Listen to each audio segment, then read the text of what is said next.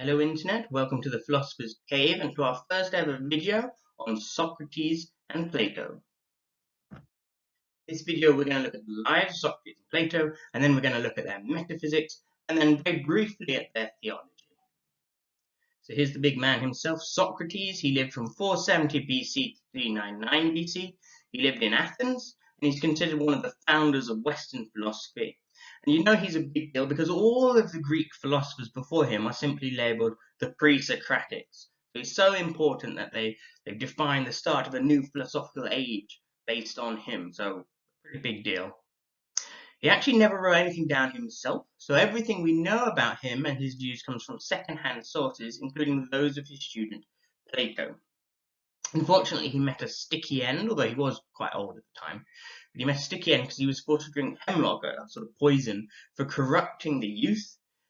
Basically, his sort of modus operandi was to walk around town challenging important and powerful people to sort of debate him on important issues, and then he'd show them and everybody else that they were sort of ignorant and stupid. And this made him a lot of enemies, and so eventually they wanted him dead. They accused him of sort of undermining the religious sort of rights and beliefs of the day, and rather than sort of making a proper sort of defense, he sort of doubles down and insists that actually he's helped them and they should be grateful to him. That didn't go down so well, so they sentenced him to death. So never let it be said that philosophy isn't without its dangers. You've been warned. And you can read about that in Plato's Apology, which you can find online, and I may do a video on that at some stage, depending upon how things go. So his student Plato, who lived from about 428 to 348 BC, although scholars sort of debate the precise details, he also lived in Athens, student of Socrates. And after Socrates' death, he founded the Academy, which is one of the earliest organized schools or universities in the West, which survived until about 86 BC. He wrote a large number of dialogues, which are kind of like plays or stories in which various characters, perhaps triggered by a particular historical event, would discuss a philosophical issue. And there you can see sort of Socrates in action, irritating important, powerful people. Usually Socrates gives the most insightful answer and wins the debate. Now there's an open question as to whether Plato's Socrates was a mere mouthpiece for Plato or an accurate representation of the historical Socrates. We're not going to try and answer that here. Instead, we're going to examine them together. We're going to kind of look at Plato's Socrates. Worth noting that Plato had a student called Aristotle, and I will definitely be doing a video on him later on. So, on to the metaphysics. So first of all, what do these creatures have in common? And before I get any smart asses in the comments, not me, excluding me, what do these creatures have in common? Well, you might say their size, but no, one of them is as big as a Saint Bernard, whereas another one could fit in a teacup. The fact they're furry?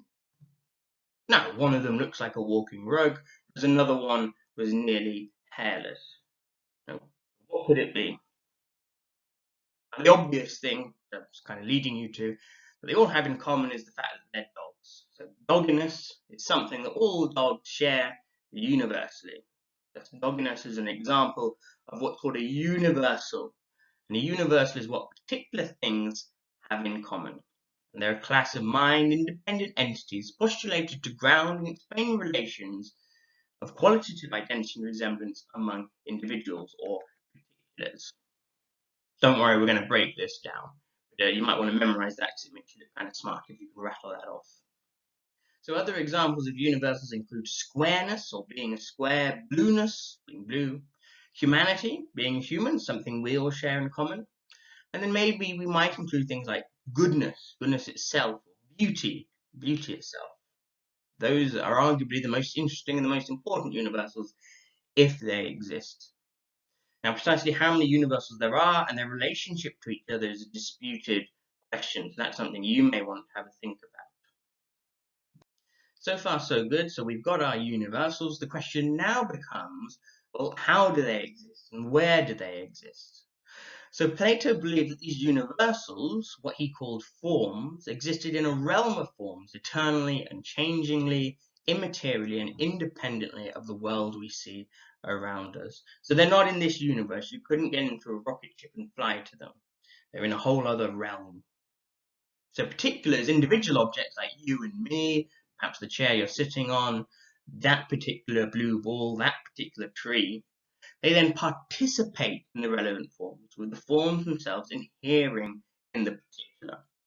The blue ball that you might have in your garden, whatever, blueness inheres in the blue ball, as does sphericity, and so on and so forth.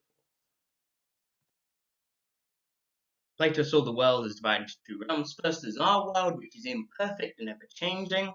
Second, there's the realm of forms, which is perfect, eternal, and unchanging. Everything in our world is merely an imperfect copy of the various forms, which exist perfectly in the realm of the forms. So no ball out there is perfectly spherical. No circle is perfectly circular. If we zoomed in enough detail, eventually we would see little imperfections. Where does perfect sphericity, perfect circularity live? In the realm of form. According to this theory, there's a single, eternal, unchanging, indivisible, and non-sensible form corresponding to every predicate or property. Predicate's a fancy way of saying property for our purposes. But don't worry about it. There's a diagram I found that kind of illustrates it. Up here, you've got the ideal or perfect cat in the realm of forms, and then you have imperfect cats in the world as they exist. And you'd have one for humanity. You'd have a sort of perfect archetypal human, and then we would all partake in that, inhere in us. So we started off with something quite sort of reasonable, this idea that there are universals, by observing that there are certain shared properties that are shared universally. And then we sort of seemed to kind of skip a few, and we ended up with this weird Platonic realm. So we're going to need some arguments to back all of this up. And he puts forward a number of arguments for the existence of forms, and we're going to go through two of those, two of the key arguments. And those are the imperfection argument, which I've kind of already hinted at, but we'll discuss it, and the one over many argument, which again I've hinted at, but we'll lay it out more explicitly. And I'll include some links at the end of the video so that you can examine these arguments and others in more detail if you wish. First, the imperfection argument. We have never actually experienced a perfect square, for example, because all real-world squares are imperfect. If you zoomed in enough, there'd be a little imperfection here and there, the line would slightly wave and that sort of thing. But despite this, we can still grasp the idea of a perfect square. Thus, according to Plato, we must be grasping the form of squareness itself, since only that is perfectly square. And so, if we can grasp it, it must exist. Okay, that's a very brief summary of the argument. Convincing? There's something to it, perhaps. I'll let you go and explore it in greater detail. Next argument, the one over many. This highlights that we will often say of groups of particulars, of individuals, that they are all X, they're all dogs, for example. And thus we must be referring to something over and above the particulars themselves, i.e. the form of dogginess itself. Alternatively, you and I might both say the word blue. We're referring to the same thing, but what are we referring to? Plato thinks it's the form of blueness itself. Again, a brief argument. Is it entirely convincing? I'll leave you to decide that for yourselves, but have a read. Also, remember that these arguments are going to be sort of used in conjunction with each other. So maybe if one isn't convincing, you kind of bring them together, and collectively, maybe there's a more sort of powerful case there.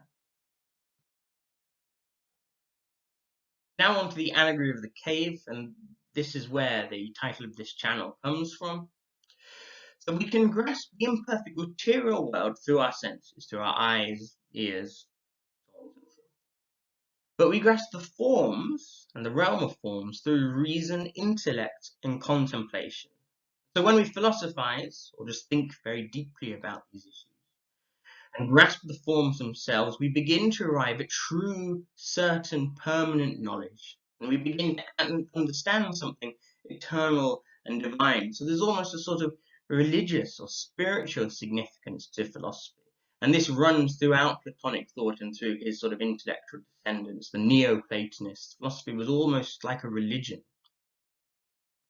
And now potentially you're joining that religion, who knows?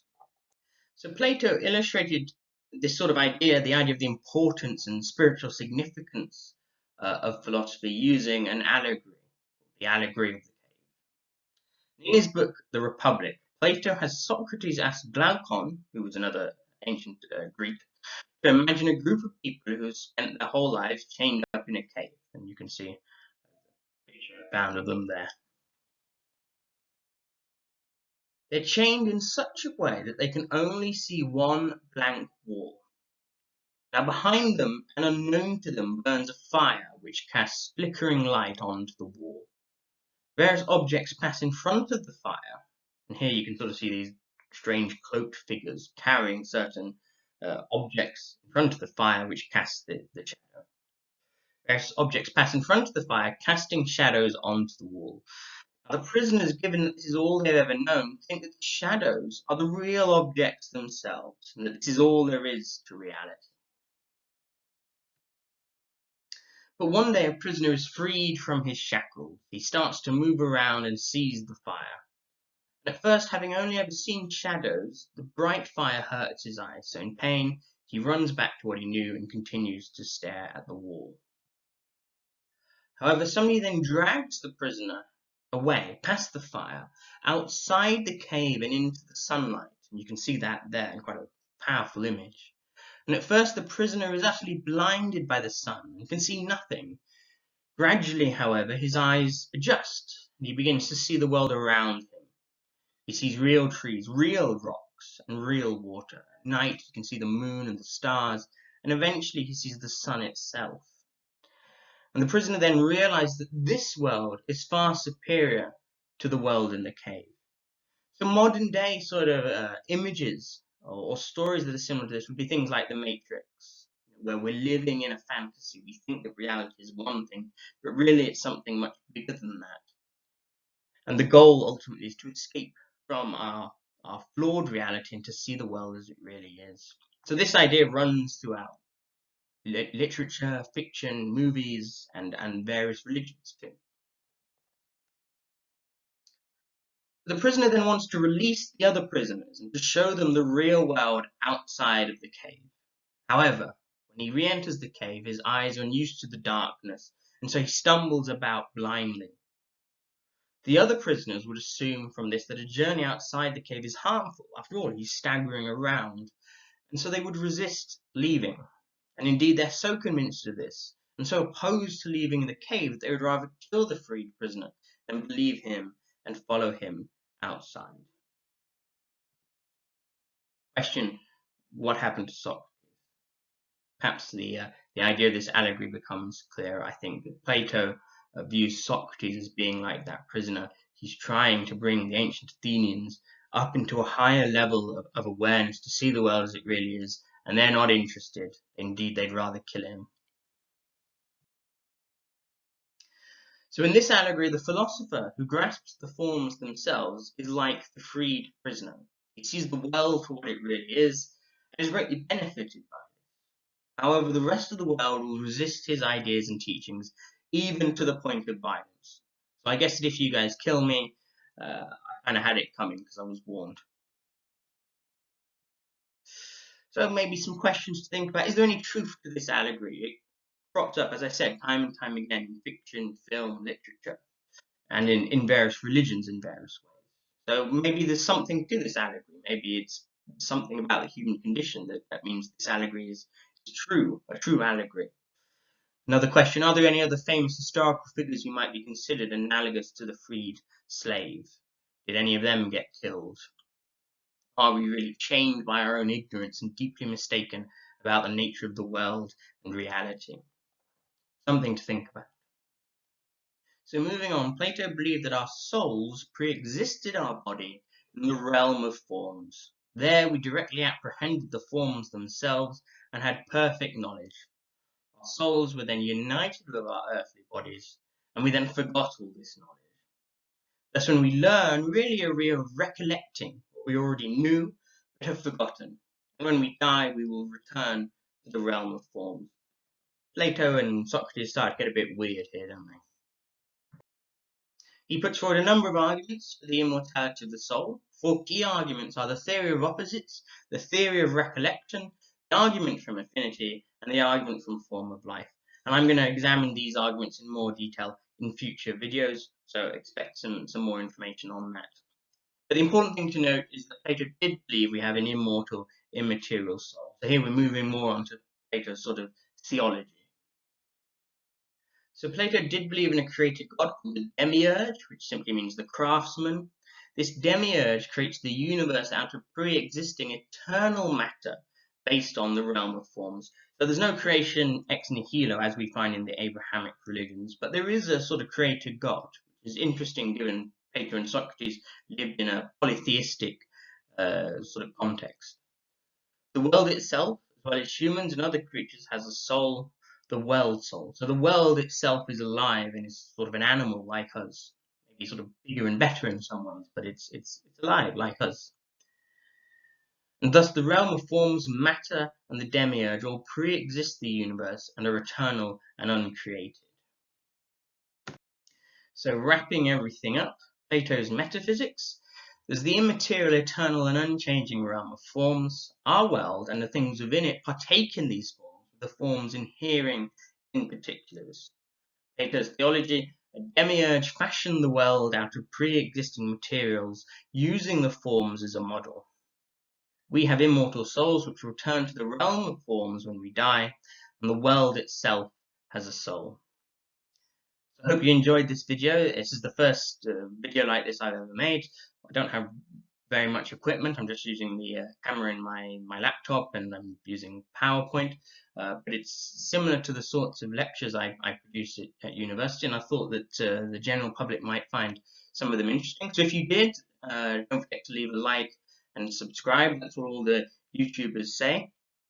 By all means, leave some comments. Is there anything I can do better? Any ways I can make this clearer? Any other topics that you'd find interesting? We've got some more videos in the works. I'm hoping to release those in the next couple of days, in the next week or so, and they'll also be on Plato, and they'll be on Plato and the Soul. So hopefully I will see you then. Take care. Bye bye.